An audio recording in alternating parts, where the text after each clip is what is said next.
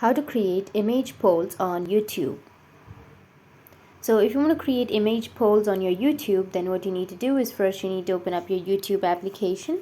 After opening your YouTube, you need to go with the bottom middle, which has that plus icon. And from here, you need to go with while using the application. And now you just need simply go with the post section, which is on the bottom. And once you go with the post, as you can see that here on the bottom left, you will have a poll option. So once you find the poll option, you just need simply tap on it, and here as you can see that you will have two options as a default. So you can go with the question, add some question, go with ask your community and add some question, and then go with the options.